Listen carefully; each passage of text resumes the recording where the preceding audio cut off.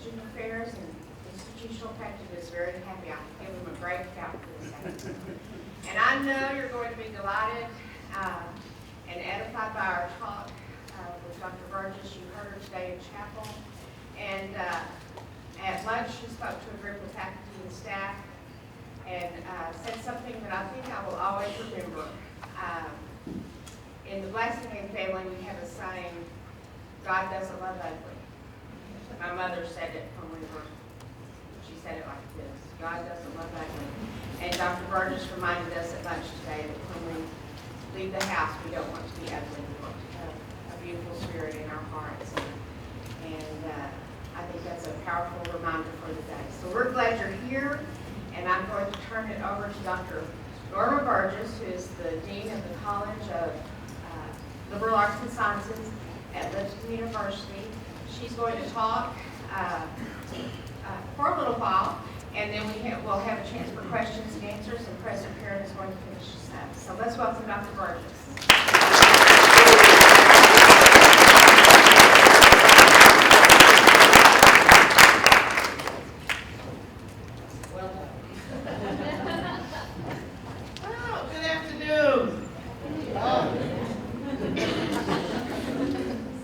Good afternoon. It's a lot better, you know. I made a habit of clapping for myself many years ago because I had a graduate student say, Dr. B, you know, your eyes light up when you talk about certain things. She said, you act just like a 5-year-old. Well, you know, I told y'all this morning that my granddaughter Savannah will be 5 on the 15th, and she is so excited. And you know, when you think about a child's spirit, they don't think about much. It's like, do I have enough to eat? Do I have a nap? You know, do I need to sit on my mom's lap? Can I get a hug? And that's all they think about, which is really nice. So on occasion, I go to being 5 years old, and I make no apologies for that. But anyway, thank you so much for taking the time to come back and listen to a little bit more of my thinking about different things. And I'm just so excited to be here. It's really a good feeling on your campus when I walk on it, when I look at the buildings, and when I look at you all, you're all pretty happy about that. So you just got back to school, right? Right? Okay. So keep up the spirit the whole semester. Your instructors will appreciate it. Okay. But I began this morning with the kindergarten talk, and I know some of you remember that. And I think it applicable to the work that you're about to do.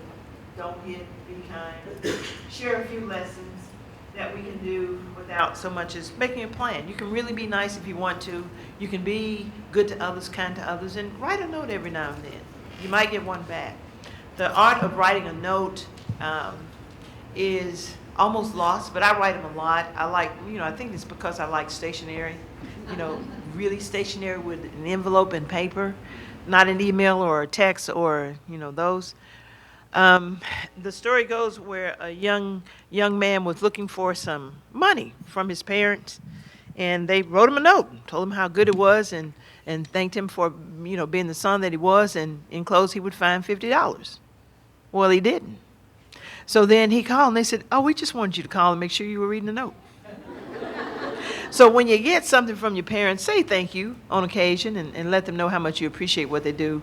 And parents don't get thanked often enough. You know, sometimes you have to go through things and figure out that they were right all along, but thank them anyway. You know, thank them and appreciate whoever is supporting you here at college, because it's a long journey and it's a good journey. And when you're done with it, it's a great one still. So somehow we miss the lessons that are simple for living, but we want to capture them again. And it's never too late to learn or to make a difference. Keep that in mind, because we're lifelong learners. We learn things, we read, we study. But I want to walk us through some of the most pressing social justice issues that impact our families, our communities, and our societies. And as you know, sometimes when we read the scriptures, they say, well, who is our neighbor? Well, what is our community? Who lives in our society? And we are societies of the world, because we are so much larger now than we used to be. We know things about places that we never even heard of, know what the weather's like. And I remember when my brother was serving in Iraq and Baghdad, I could go to the website and see where it was, what the temperature was, what it was like, all sorts of things that we never could do before. So as you are more probably tech savvy than most of us, you know more about what's going on in the world than you think that you do. How does this society function compared to the one we just left, for example? It might be a question that you might ask yourself.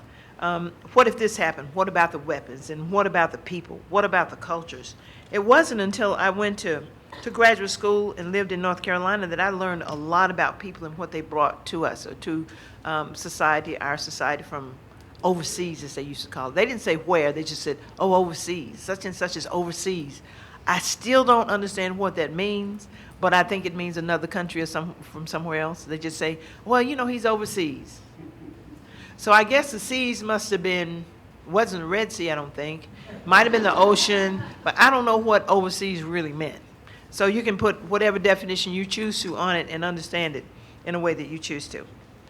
But as I travel, I'm always keenly aware of the surroundings wherever I am, because I'm curious. I'm a sociologist, so I want to know what makes this look like that, what makes this group behave this way, all sorts of things that keep my curiosity piqued. I read a lot because I want to know stuff. You know, when you read, you learn things, and you can go far away and say, I wonder what it's like.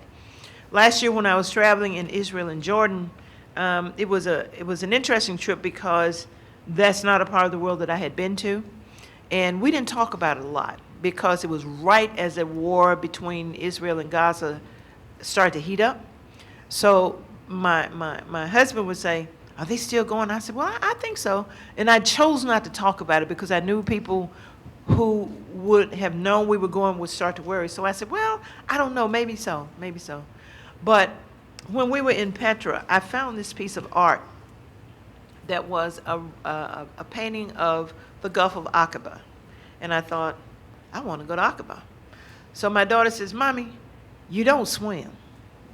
Why do you want to go to Aqaba? I said, well, they have, you know, it says that they have the best snorkeling in the world. She said, but you don't swim. I said, I can ride in a glass bottom boat and see. You know, but this painting was so detailed with the houses and the desert and the sand and the trees. I want to go to Aqaba. So when I can convince my family it is now safe to go, I'm going to Aqaba. And I think you should come because it looks like a beautiful place. And I thought, I got to get there. Okay, that's my next trip, I guess. But yes, there are in fact places outside of Texas, California, New York, and Tennessee that we might need to know about.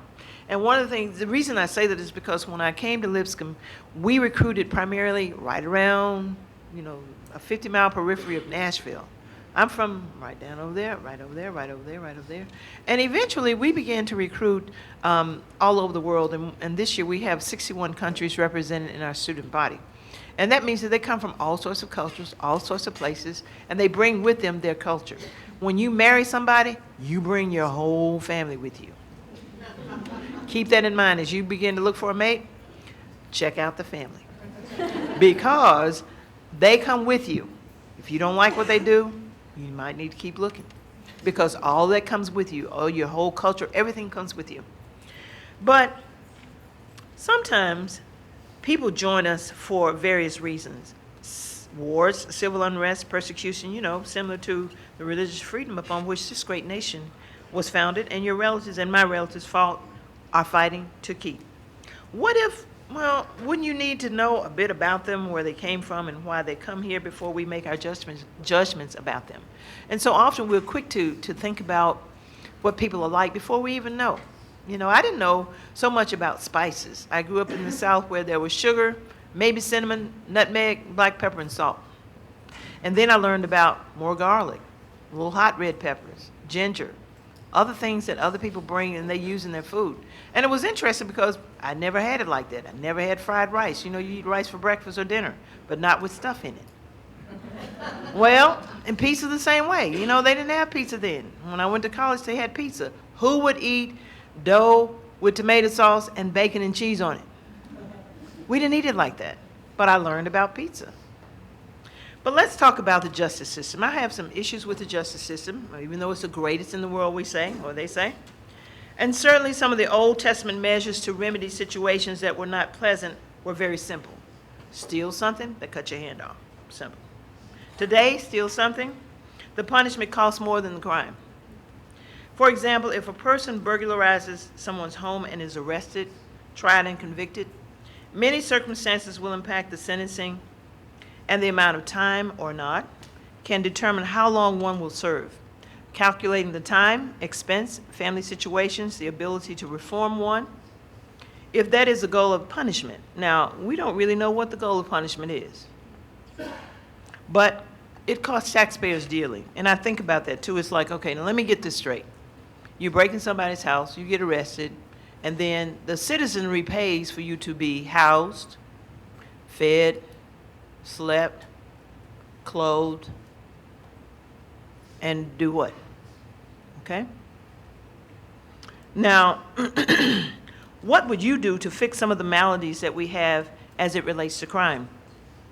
Would you change the sentencing laws? Would you run for public office to see if you could fix some of them? Would you contact your congressperson? Would you give a criminal an opportunity to redeem themselves? Would you make the situation different? And then the other question is, what if this situation was about you? You served your time and you've been released. What would you want to happen if it were you? Would you like to be forgiven by your neighbors? Would you ask God's forgiveness? You know, he always does forgive us when we ask. Why can't we? Is that the legacy we want to leave? Aren't you excited that God grants second and third infinite chances for us to get it right? That's why he continues to allow us the opportunity. Just one more day to live so that we can get it close enough to his grace to get it right. He's not finished with us yet.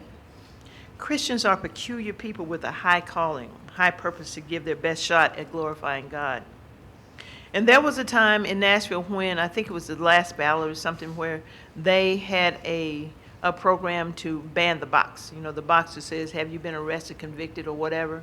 And they wanted it taken off of job applications, because when a man or a woman is convicted or a convicted felon and you check it, people don't want to hire them. Well, how are you going to work? What you going to do to feed your family? What will you do to feed yourself? How is that helping us in society once a person has served his time? Now, that doesn't mean I think things are not so good for us in terms of the criminal justice system, but how is it supposed to work? Does it work that way? Let's look at child support. And these are things that I think about all the time when I hear about them, because they don't make sense much sometimes. So ideally, you know, two married parents have a child or children. As we know, the role of marriage was to bear children so that societies could continue, values could be passed along, institutions that we treasure could be kept. Let's just say the couple doesn't get along anymore and do not stay together. What happens to that child? Generally, the father is expected by society to take care of the child by laws that we the people have designed. Father does not pay child support.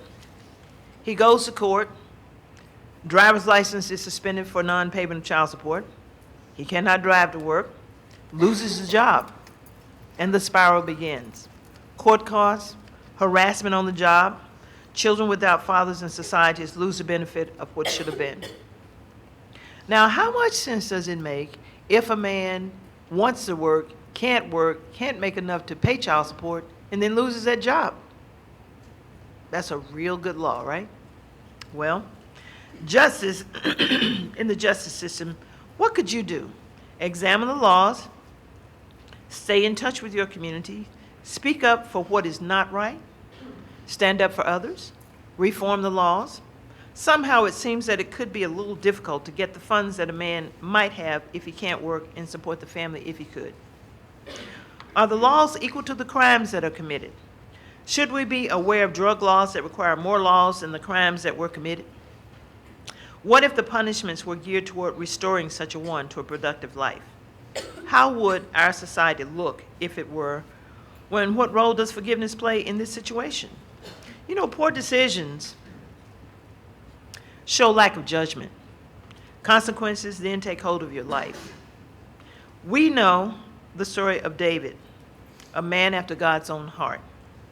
God loved David, David loved God, and he loved David, and there was a lot of relationship between the two of them. And David called on God often. If you read the Psalms, you know, in some other books, You know how often he wanted to talk to God, and he would always go to God. And the tragedies around his life and his living are significant. He suffered a lot of pain, but you know David caused a lot of pain too. So sometimes we have to think about our actions and our behaviors around the things that we create for ourselves and create for our families and in our communities. So as David called on God, God forgave him often, and he asked for mercy and forgiveness often as well. And it was simply the human thing to do. But high prices are paid for poor judgment. I suspect that you would agree that on the occasion of this incident, poor judgment with a capital J caused a massive problem. One of his best soldiers, Uriah, lost his life. A child that was conceived was not permitted to live, and life went on. What if we were our brother's keeper, and we really checked in with each other to make sure that we were on the right track, God's track? What a difference our lives would be, and what a difference we could make as human beings if that were to occur. What would your life be like if your brother, sister, or neighbor kept you in times when you did not feel you were in need? What an example that would set. I know we pray for each other, laugh with each other, and mourn for each other. And the scriptures tell us, mourn with those who mourn, laugh with those who laugh. And sometimes we just need checking on. Now, I am not familiar with the setting just yet where that exists in its real form, but I believe they exist, and the community benefits from the close connectedness of others who treat us like brothers and sisters. Surely we worship regularly, we check on each other, and are concerned and want the best for each other. But how do we make that happen? How do we grow closer as a community? Now, there are philosophers who aim at this notion. Be well enough so that you can manage yourself while leading others. You are in touch with you so that you can help someone else. And there are people that you probably haven't even heard of. And I went to a conference back in the spring, and there were 500 people at this conference listening to this man. It's like, and who is he? And they said, well, you haven't heard? It's like, no, well, he was on Oprah. I'm thinking, I don't watch TV. And I'm thinking, I didn't know about this person, and I'm certainly going to look up his work to see what he's talking about, because there's all these people following this movement. There are always movements in society that you need to be aware of, not that you want to follow it, but there are some things that you can learn a lot from and you can pull from and use in your daily life in addition to the scriptures. But nothing trumps the scriptures, and there's no better reading. And I often think about the Bible in this way. If you're looking for romance, nothing beats that. If you're looking for intrigue, and the way David crafted the story about Bathsheba and Uriah was amazing. Go get her. I see her on the roof bathing. I want this woman. Okay? He was married. She was married. And it was forbidden, of course, but I got to have this woman. So he sends somebody to get her. She comes. How you going to say, well, no, King David, I can't come? You show up, and then it's like, okay, now how am I going to have this woman to myself? And he crafts this plan. Well, we'll just get Uriah to do it. And then how are we going to get Uriah to really do what I want him to do? Well, he makes a plan. And he has somebody help him carry it out. And the thing is done. The deed is done. And Uriah dies on the battlefront. Well, put him out there, up front. And, of course, before that, he tries to get Uriah to go home. He said, oh, no, King David, I gotta be with my men. I got to support them and be with them on the battlefield. What a good man he was. No, put him out there in the front. And of course, he dies and everything, and then he has his wife. Okay? Poor judgment, capital J. Things happen when you do that, and you create things. And then some of the stories that are in the Old Testament that they tell about piling up people at the gate. So many thousands died. All kinds of stuff that will put any novel to shame. Just read it sometime, and it's like, I never read that. I didn't know that. The Bible is full of stuff like that. And then when you read the Song of Solomon, talk about a love story. I read it when my sister got married, and they said, where'd you get that? I said, right there. It was steamy. Right there. So if you want to read, okay, you know where to look. But anyway, is it selfish not to share in that way? What would that look like if God blessed you and you shared all of your opportunities with others? Why do you think we have experiences and lessons if we cannot share with each other and with those who have no hope, do not yet know God, and it is through you that God can be discovered? But you do not share. So often we don't tell people that we know God. And sometimes when people say, well, it's just something special about you. Yeah, well, we get kind of chicken. And of course, we sometimes are afraid that if we say too much, we'll just turn people off and he won't talk to me or she won't say anything. But sometimes people need to know things that they are afraid to ask. And so often they're curious but don't know how to ask you what they want to know. Just got to start a conversation and talk to them. It's okay. So do you think for a moment that you are the only one who has been through the thing that you are about to go through, just got through, or are currently going through? Doubtful. Probably not. So when someone says to you, you just don't understand, or you wouldn't know, really? I firmly believe that God sends people our way for us to learn from and to serve as we must. And so often those opportunities come every day. You have to pay attention to your surroundings, what's going on in your world, so that you can relate to it and you can talk to people as you need to. And God may be using you to do just that. Listen to him, listen to your heart, and do it. It's not, you don't have to go and bubble over like I did with my family. When I became a Christian, I was going to convert everybody that day. I think probably of all the things in my life, that was the most painful thing I ever did. It was like you come into a room of wasps and they're like, it's like, but it's, and then I went silent because I didn't know how to handle that. I didn't get the rest of it. Sometimes when we study, we need to know all this stuff. You really don't. And you really don't have to know who discovered what and who wrote which book and whatever. You just need to know how good God is and what he expects from us to do. And that's the approach that I took. Well, I've since learned better, but that day I was just so excited. I wanted to share with my family, and they were like, you lost your mind? What's wrong with you? I didn't know any better. And I thought, and as excited as I was, it's like, okay. So I learned how to collect myself and how to talk to him about it. And, I learned also that that's not all my work. You remember about God and Apollos and Paul and how they taught, and some watered and some grew and some stopped? It's the same way with us. You can't do everything. You may be finishing somebody's work. That seed might have been planted before you got there. Or you may plant a seed and somebody else help it grow and waters it along the way. So don't feel like you have to do it all at one time. So what is the model for social justice and Christians regarding the system, the justice system? Well, I got a few tips for you. Number 1, trust God and know that he will do what he says he will do. Number 2, share the experience so that others won't have to go through what you did. Number 3, know that God will show you the way. Number 4, and I'm speaking fast, you can't write that down. Know that God will give you the strength you need to focus on others as he focuses on you. Because your strength comes from God should you choose to embrace it, and I hope that you will, because nothing makes you stronger. So keep that in mind when you're feeling weak and kind of downtrodden. So let's take a look at isms in our system, the isms. Where some are treated differently than others and where it makes a difference. These differences have always been with us and will continue to be so. Or maybe until we get to heaven, it may be different by then.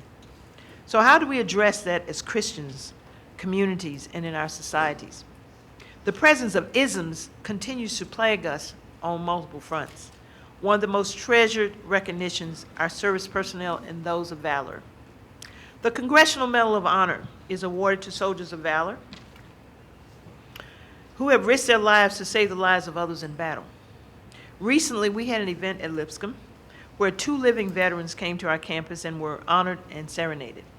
Now, as I conducted research on this medal, I learned a lot about them because I didn't know that much about them. It's like, okay, well, I might want to ask a question, so I need to sound intelligent. So I read, and I wanted to know some things. So I wanted to know why it was significant and how they were awarded. And, of course, my source, Wikipedia, provided all the information that I wanted to know and some that I was not aware of in the way that we treat those who have served our nation. Now, the Medal of Honor is the highest honor that's given, and it, when Wikipedia also has the names of all the people, and I think it's about 39 of them still living from the wars. Usually World War II, Vietnam, and Korea. So one thing that I did not know is that some soldiers were not awarded the medal until years later because of their skin color. Years later. Some of them had died. And eventually the medals were awarded to families of our fallen soldiers, but it seemed bittersweet in some ways. The veterans were gracious in their discussions with us at Lipscomb, wondering why they survived and some in the companies did not. What were they supposed to do once they came home? Some were successful and some were not. Some still struggle, and you can see it in their faces and in their voices when they share their stories. Some did not want to continue to live and ceased to do so through various means.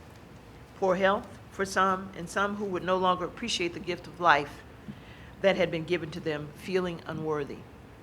One of the stories of a young man in Detroit, came home, a celebrated hero, didn't make much of his life. And one night they said that he died in a store robbery. And his mother said, well, it seems fitting. He just couldn't pull the trigger himself. And that's how he died. So what were they supposed to do once they come home? Some were successful and some were not. And our old friend continues to come around seeking whom he may devour on the earth, and does that. He does just that. He devours people. You know his name. We call him Satan. He's always around, always making you feel the ways that you shouldn't, on a very, on any level that you can think of. Usually the negative thoughts that you have come from him, and he plants them, and he's like, yeah, I got that God, yeah. Okay? So you don't want to give him any victory. Let him earn what he can find, because he's always looking, and he's looking for us. So he takes many forms: racism, ageism, sexism. It impacts us so that we are not as able-bodied as we could be as we live our lives. Given that these are not new problems then, why are we making them appear so? The possibility of our brothers and sisters, loosely defined of course, do not reach their full potential because we enter the arena without allowing the benefit of the doubt. We create and define others and act on our belief about each other. We can do better. I once heard a woman speak at a conference last year, and she relayed the story of her youth and professional life. It was shocking for us all. I know this is class time, right? Okay. But I once heard her speak, and she said she grew up in the shadows of Stanford University in the Bay Area, along with her sister and her parents. She lived in large homes in the Bay Area. Her parents wanted her to be educated like most of us. Connie Matsui earned a BA in business and an MBA, both from Stanford. The large home that she grew up in were the ones that her parents worked as gardener and caretakers, following their return from the internment camps. Their family's property was reappropriated and basically stolen. On getting the job as a manager trainee at a prominent bank, she was invited to lunch by one of the managers at the bank. The conversation went as follows. "Congratulations," he said to her. "You are short. You are too ethnic. You are ugly, and I don't like you." She was stunned and hurt, she said, as she shared with us that she was not sure whether or not he was telling her what was to come for her or preparing her for what was to be, or actually sharing his feelings about her.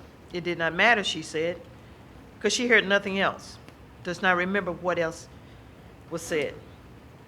She did not quit, but learned how to manage her situation and became successful anyway. And her remarks about that was, she said, "I'm still short, I'm still ethnic, and my sister does look better than I do." And she went on with that. Now, a lot of times you're around situations where you might think that that's what people think, but nobody ever says it. This man put it out on the table, he said it, and he said it to her. And she's probably about this tall, in Japanese. But when one of our sisters came down for prayer Sunday morning, she stated that she needed prayers for the racist behavior of her public service job. She's a lieutenant in the sheriff's department, in law enforcement, and could not deal with it any longer.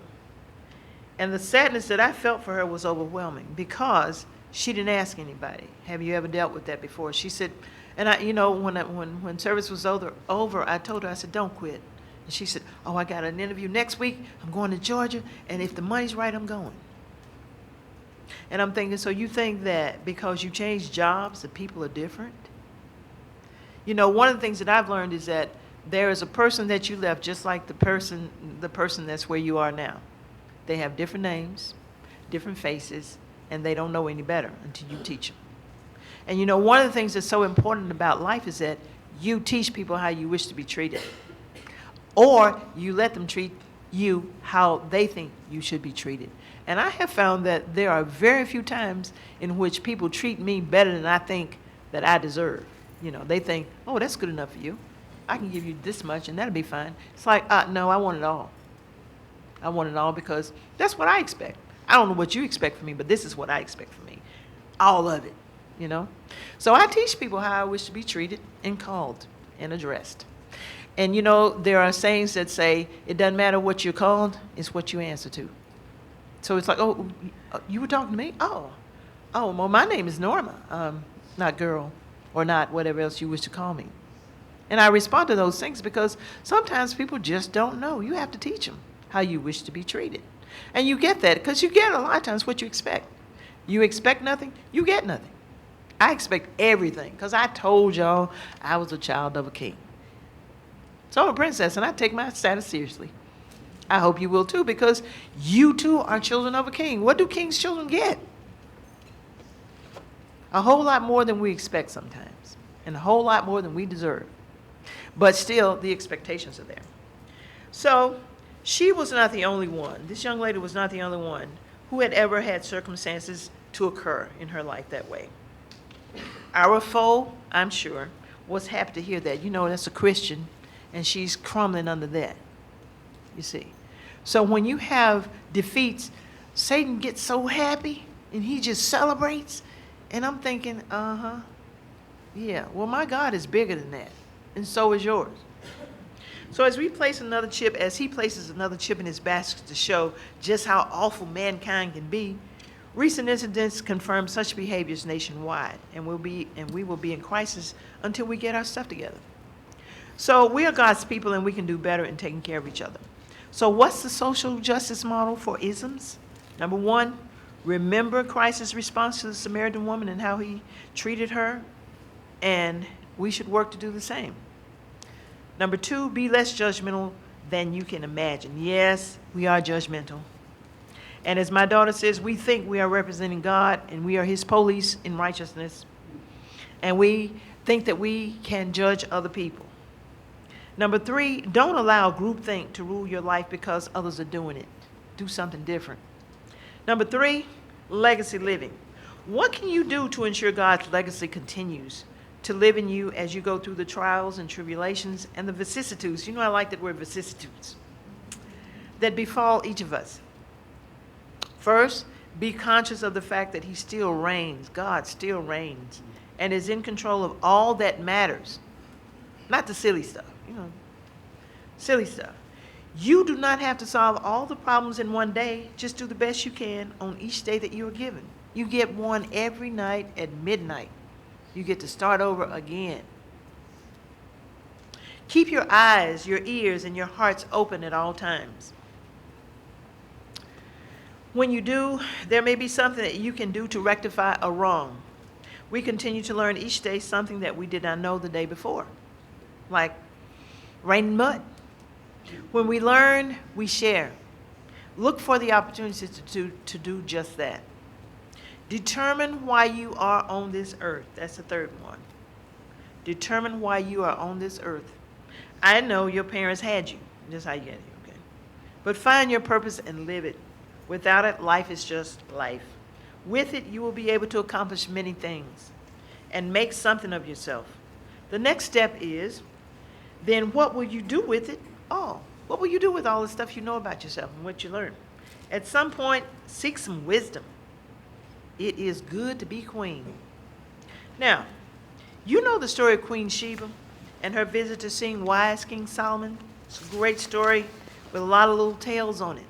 But the one thing that we know about her is that she was a very wealthy queen, you know, and it talks about all the gold and the spices that she brought to thank King Solomon for letting her in his presence. And she wanted to know all things, and Solomon obliged. Now, Solomon, as you know, was the wisest man that ever lived. How would you like an audience with a person like that? You know, and I have written down my questions, and I'm going to ask the Lord when I get to heaven, so he can explain these things to me that I can't figure out myself. So she was most curious about his relationship with his God and learned about him while she was there. And he answered to her satisfaction. She gave the gifts, and she left. I think this is enough to get you started on the journey of examining critical matters of social justice and where you fit in them. Decide what you do best and get to it.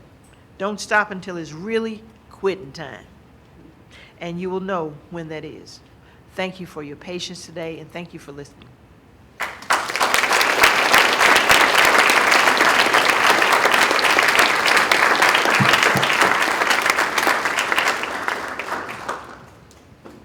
we have a wise woman here to answer questions.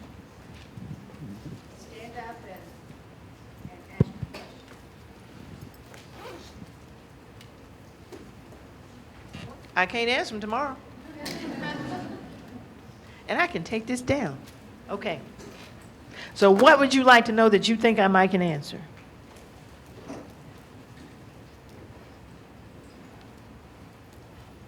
Yes, ma'am. Okay, so, about the justice system and upholding our Christian values within the justice system. I heard recently about the story, I believe it was the judge who wouldn't perform the rites for gay marriage because she didn't, believe in gay marriage, and she was sent to prison for that. How do we as Christians, uphold our values when we're faced with something that we may not agree with? You were supposed to ask a question that I could answer. Okay. I think that's a good question. She was is a county clerk. I think that's what it was. It's an elected position, and I thought about that. I heard it on the news, and she was elected to that position. And when she was elected, there were no laws saying that it was legal to marry a same-sex partner. Okay, so her job evidently changed, and now it is. So, my position on that, I don't know who agrees with me, but this is how I see it. If you can no longer carry that job, find another job. Because it's two different, it's a lot of issues in there with that. Our laws have changed. Doesn't mean we agree with them, but they've changed. So how will you be able to perform that job if you disagree with that law or with that rule? And it's the same thing, I kind of rationalized in my mind and thought about it. I said, now, if you oppose gambling, don't get a job in a casino. It's a job, the people elected her, they pay her to do that job. Part of that job is doing marriage things or, doing the licenses for marriage. Now, we don't like it. Most Christians don't like same-sex marriage much, some. And I say that because some of us have children, some people we know, all those things, but that's a job. That job is to do the licenses, and it's kind of like a civil right has been granted. Now, back in the 60s and 70s, probably 50s and 60s when civil rights was really at its height, and there were people who were legislated to do right by people. And as a black person, if you walked in and he didn't like you, he didn't serve you, well, he's serving the public. If it's a public place, you got to serve folks. That's what the law says. If you don't want to do that, you can't be in business. So that's how some of the lunch counters were desegregated because, well, people want to eat. They pay you to fix their dinner, and, you got issues with race, so you can't do that. But the law says you have to do that if you're going to run a public place. The law says you have to sign those certificates because it's the law. Has nothing really to do with what the Bible says, because if it did, we wouldn't have them. We wouldn't have that law. But that's not what it is. It's a law. And, I suspect that you're going to have to do something different in your work. And trying to make the whole system turn because you don't like it is hard work. I don't know where it will end. But it's, it's a serious matter. But I think it's two different issues in there. But thank you for that question. A second part question. One that I can answer now, not, okay. Okay.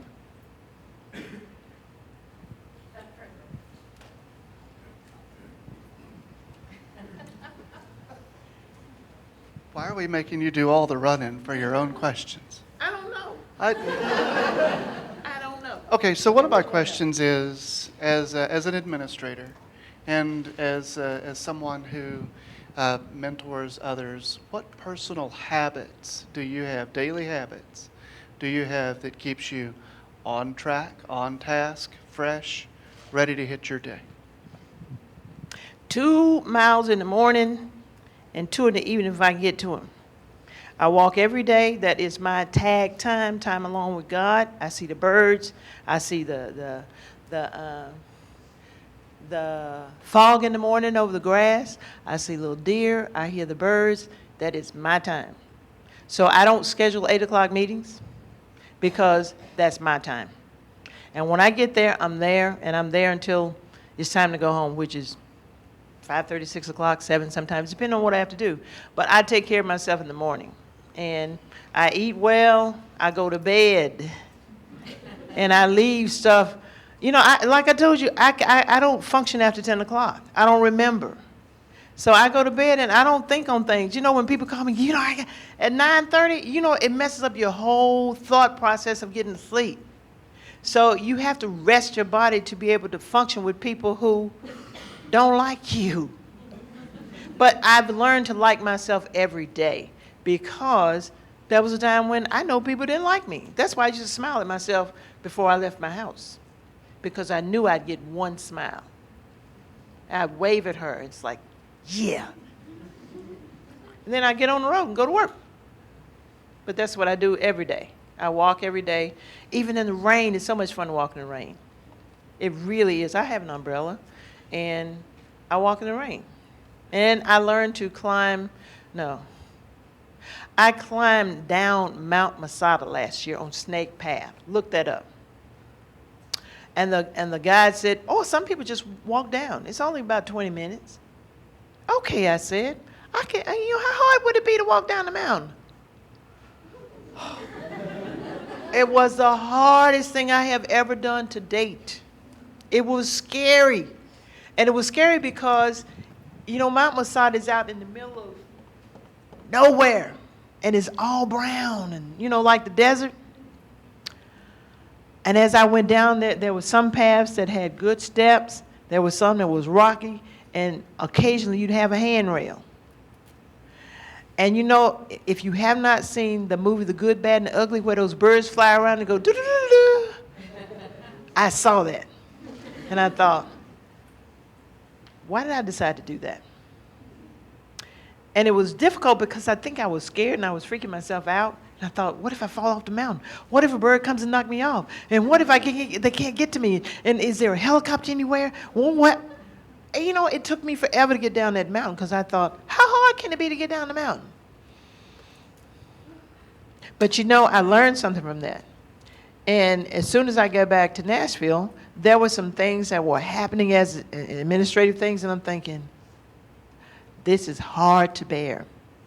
But you know, that was hard to bear, but God handled that for me. So I was able to contextualize it, and I shared this story with my chairs, and it's like, if I can get through that, I can get through that. But that was really, really hard. And I was tempted to turn around, and I thought, no, I said I'd go.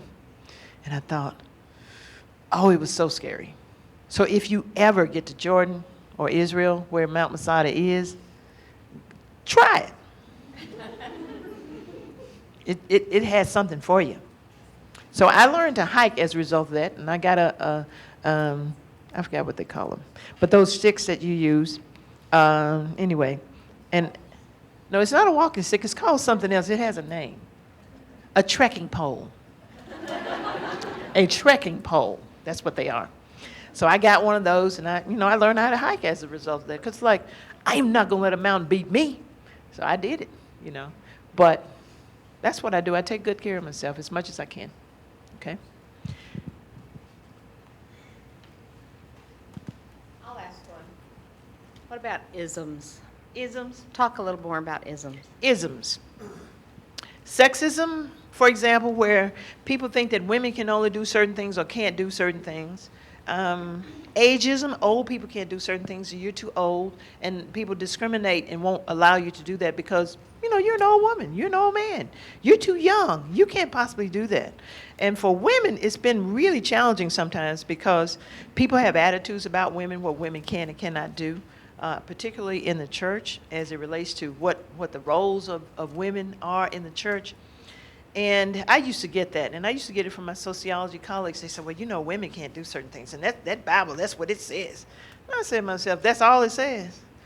So I decided there are a lot of things I can do, and I'll do some things just because I want to. And I don't need permission either. So it's about how you just kind of grab your life and make it go where you want it to go. And you don't embrace all the stuff that comes in your head. Again, that's a tactic that might be used by our friend or our foe, whichever you want to call them. And it gets you off track because they say, well, maybe I shouldn't be in this thing called Christianity. Maybe I should be doing something else because, they don't let women do this. Well, what things can women do? It's a whole lot of things you can do. And of course, my daughter, as bright as she is, said, we were getting ready to go for lunch one day, and the preacher said, well, we'll just wait here for a few minutes while the women prepare the meal, and my daughter says, Mommy, why do the women always have to prepare the meal? I said, shh. I said, well, baby girl, that's just what they do. Don't worry about it. We just go eat and go on home, And that's where I left it. But, that child is one of the most powerful women that I know, young women. She's vice president for corporate security with a travel agency. And that's the one that they said was bossy, too. But she is bossy. And then racism. Racism is probably one of the most ingrained isms in our society in a lot of ways.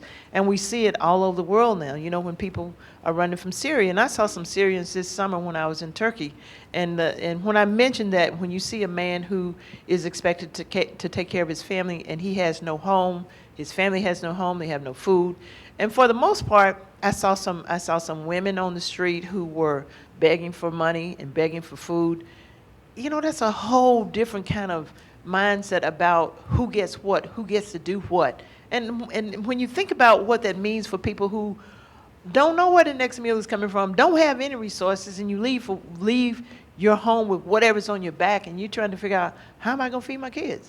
And you see the man and the woman and the kids sitting on the bridge or with a blanket, and it's something to see. And it's something that makes you feel like you need to do something. You don't know what. And then when you hear in the news about the people who were stopped in Hungary last weekend and they couldn't go any further, what do you say with that? We're all human beings. We need basically the same things: food, clothing, and shelter, and a job or some way to earn a living so that you can provide those things. So racism, they don't look like us. They come from somewhere else. They're probably going to get to do some, This country was built on religious freedom. And when we say, oh, we can't build a mosque over there because all those people are terrorists and they promote, bad things, and I'm thinking, what is happening to us? What do we read? Who do we listen to say all these things?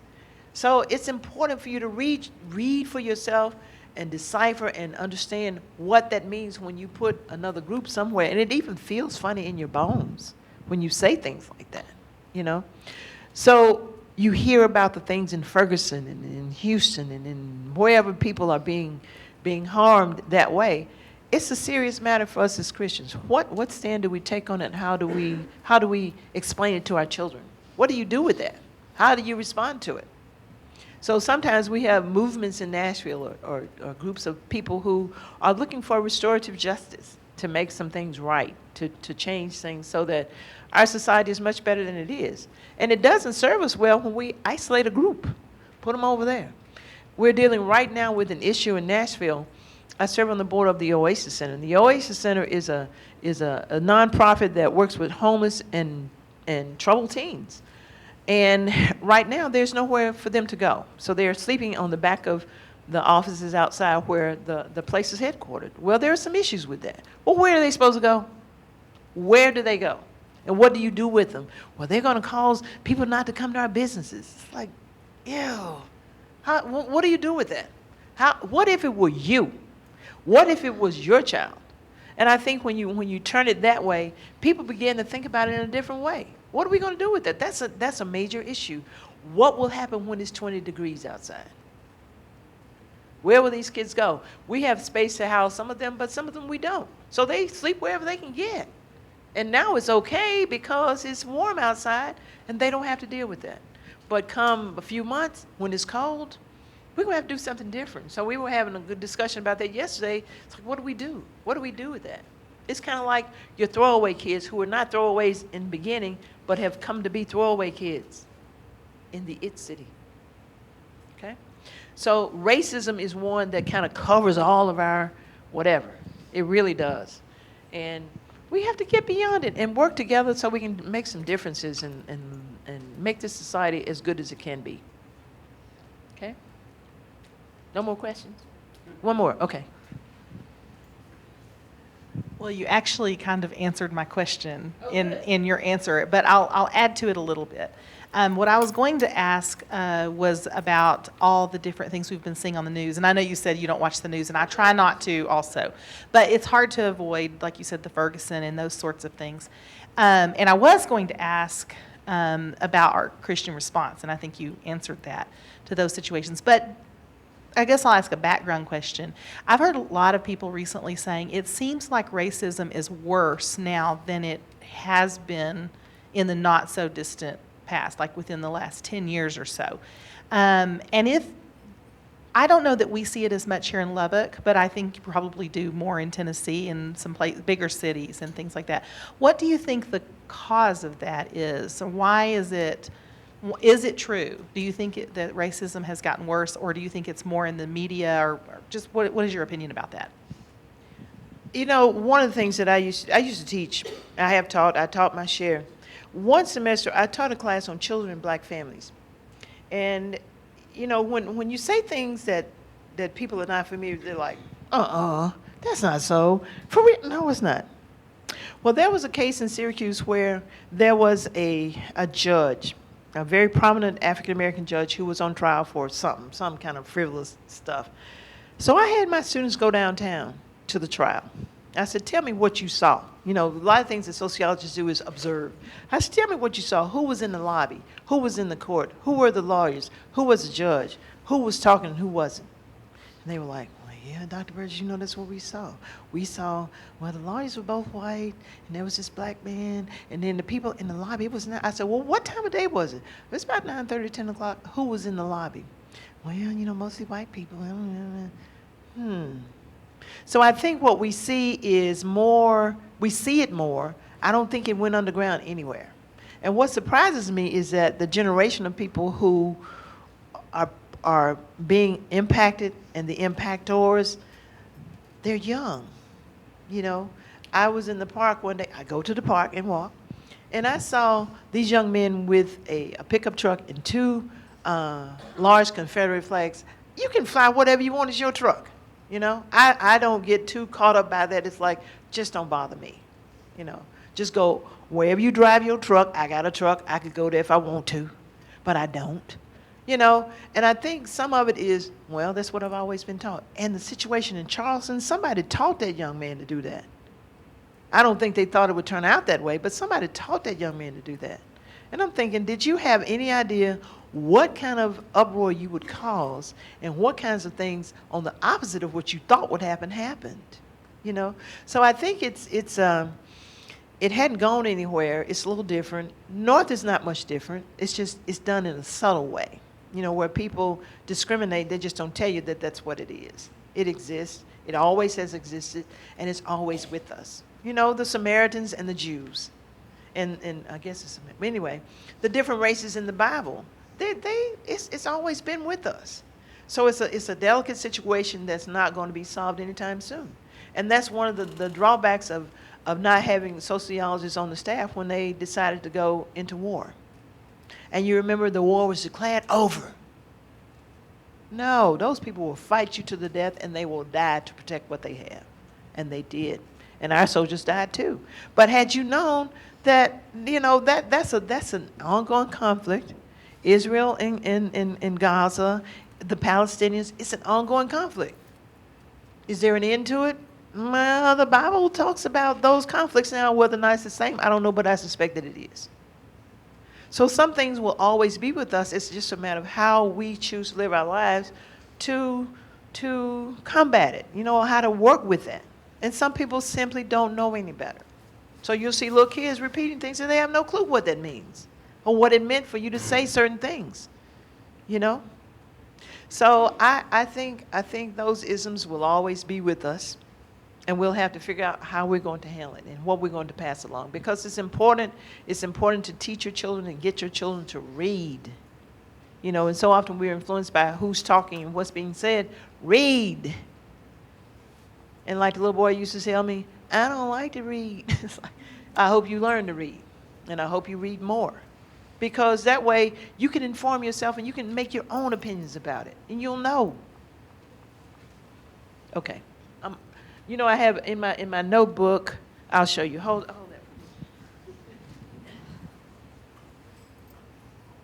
So when my department chairs start talking, I have signs. Soapbox. Dead horse. I do, and every now and then I pull them out. I do. So I'm done. That's something I'm going to take away. Thank you, Dr. Burgess.